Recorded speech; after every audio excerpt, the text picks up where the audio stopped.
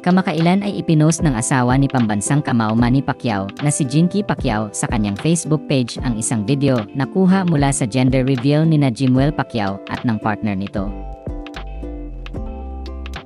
Hindi tulad ng tipikal na nauusong gender reveal party sa social media kung saan may magarbong setup para ibunyag ang gender ng magiging anak ng magpartner. Iba naman ang naging approach ni Jimuel Pacquiao at ng partner niya dahil ginanap ang gender reveal sa labas lamang ng isang gusali.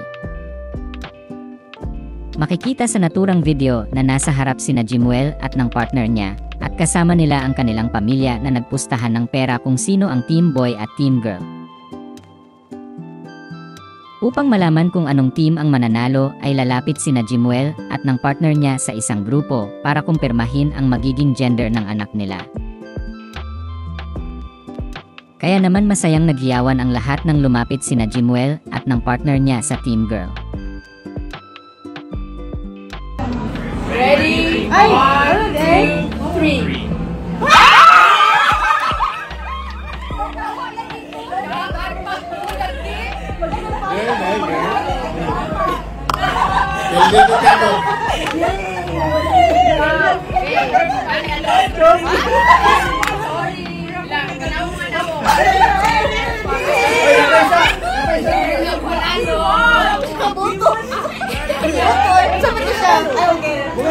Sa kasunod na post ni Jinky sa kanyang Facebook page, ay ibinahagi niya ang mga litrato nila ni Jimuel, kasama na ang isang litrato na kuha noong baby pa ang kanyang anak.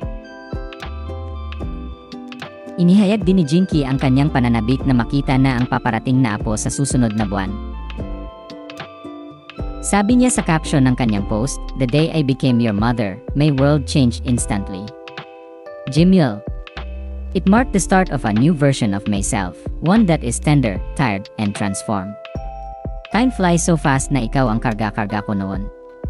Sa susunod na buwan, ang apo ko naman ang kakargahin ko. So grateful to God.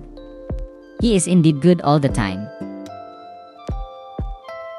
Sa ngayon ay hindi pa naglabas ng pahayag si Jimuel upang kumpirmahin o pabulaanan ang chikang engaged na siya sa kanyang partner, at hanggang ngayon ay wala pa ring pagkakakilanlan sa partner ni Jimuel. Matatandaan kasing naipost ni Jinky sa kanyang Instagram account noong July 2025 ang mga larawang kuha mula sa pagbisita ng pamilya Pacquiao sa bahay ng partner ni Jimuel sa Amerika. At makikita sa isang litrato ang singsing at ang baby bump ng partner ni Jimuel.